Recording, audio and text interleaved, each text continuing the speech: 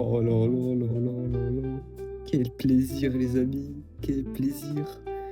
Alors, qu'est-ce qu'il y a de mieux que de commencer sa nouvelle chaîne YouTube avec une victoire en finale face au Real de Madrid. Ah là là, non, franchement, les gars, et je me régale là. Le match, bon, le match, on en parlera du match, mais franchement, en vrai, après la fin du match, bien évidemment, on est heureux, la finale, mais il y a deux, trois trucs, voire beaucoup plus, qui, qui m'ont qui m'ont vraiment énervé, et on en reparlera. Avant tout, les amis, cette chaîne est faite pour faire des débriefs, que ce soit à propos principalement du FC Barcelone et aussi de la sélection, vu que je suis marocain. Donc, bon, le Maroc a même quelques gros matchs en dehors du Barça et tout. Donc, n'hésitez pas à soutenir la chaîne et ce sera une superbe et grande aventure. Pour la composition, nous avons gardé un Joan Garcia. En défense, Koundé, Koubarsi, Eric Garcia Baldé. En milieu, Pedri, Frenkie de Jong, qui a été exclu, Lopez. Et en attaque, Lamine Yamal, Lewandowski, Rafinha. Pour moi, cette composition, c'est la composition type de la saison. Parce que franchement, il a tout, tout, tout, tout, tout. Après le début de la saison, évidemment, ce sont les joueurs qui se sont le plus démarqués. Même s'il y a deux trois joueurs qui ont été assez décevants, on a globalement l'équipe type de la saison, qui, contrairement au Real, a manqué Kylian Mbappé, qui aurait pu faire du mal au Barça, mais qui n'a pas été là. Mais, on a eu un autre joueur qui l'a remplacé. Et je ne parle pas de Garcia, je parle évidemment du gardien. Ou plutôt, je parle évidemment de l'arbitre. Alors, vu qu'on a gagné, on peut clairement parler de l'arbitrage sans dire que c'est une excuse et tout, vu qu'on a gagné. Et franchement, l'arbitrage, oh là là, c'est une catastrophe.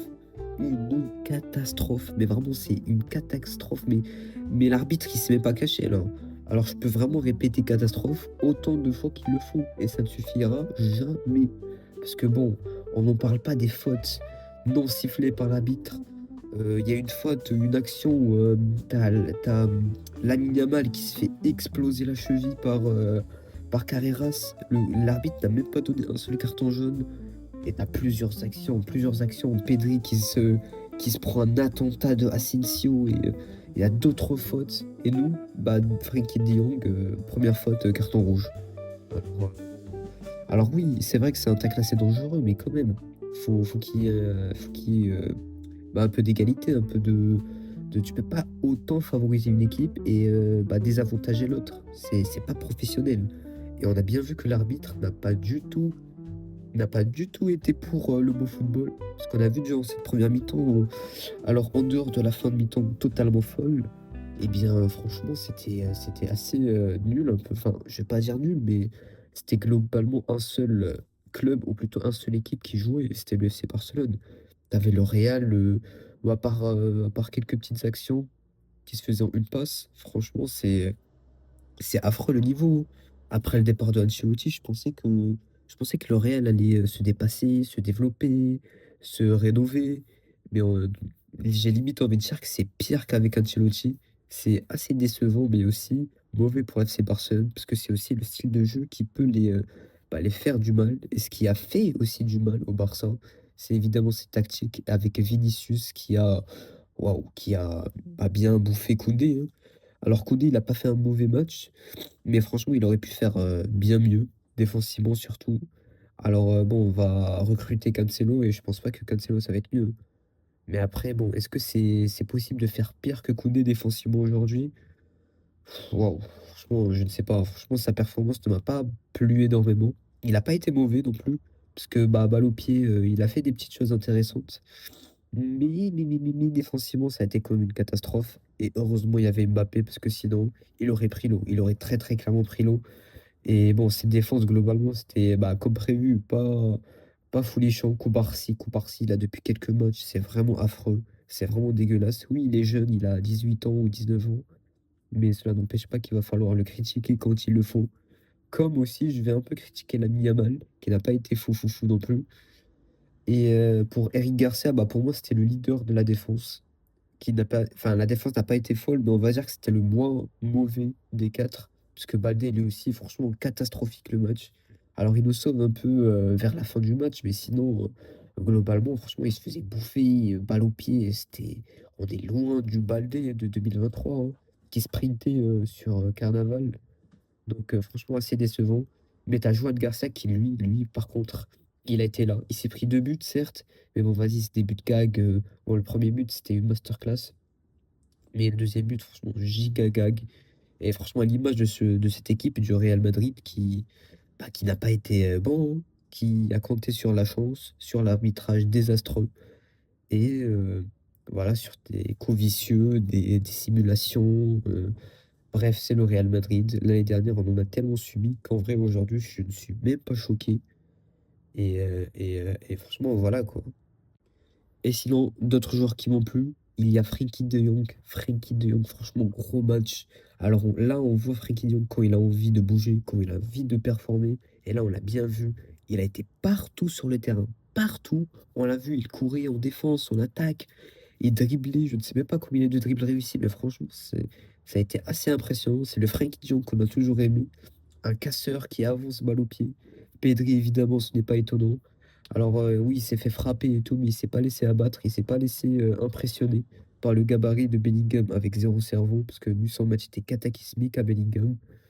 Pareil, Kamavinga et bon bref, Pedri, franchement gros match avec une passe décisive exceptionnelle pour Lewandowski. Lewandowski qui a pas fait un gros match, mais qui a été là quand il le fallait. Quand, bah, le pressing, c'était sympa. Il a su, bah, donner un peu d'impact, sur cette défense, vraiment pas folichonne du Real Madrid et franchement, il a mis une petite panenka, il a marqué son but. Pour son âge, franchement, c'est ce qu'on lui demande, c'est de marquer, de pas rater et il l'a fait. Rafinha, oh là là, Rafinha, Rafinha! Mais quel joueur! C'est lui le meilleur joueur du Barça, en fait. C'est pas Lamine Yamal, mais Rafinha, son doublé, encore une fois, depuis son retour. Ce n'est pas un hasard. Si le Barça est revenu à ce niveau, c'est vraiment depuis le retour de Rafinha. C'est pressing, mais tu vois, dès le début du match, ses tacles glissés, c'est son pressing, c'est ma balle au pied, évidemment.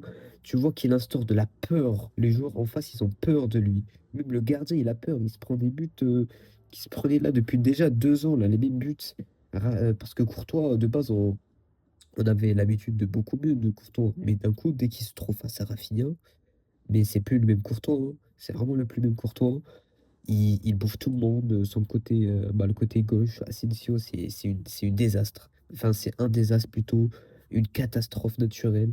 Et vraiment, à part ses démarches bizarres et tout, il s'est fait bouffer par Rafinha. Valverde aussi s'est fait bouffer. Franchement, le combat de milieu était une victoire assez large par le Barça. Et le Real qui a globalement pas joué, hein, qui a voulu jouer au terrorisme ball, au halal ball, qui a voulu bah, rester en défense et compter sur les contre-attaques de Vinicius et de Rodrigo. Rodrigo qui, lui, pour le coup, a été pas mal pour le Real.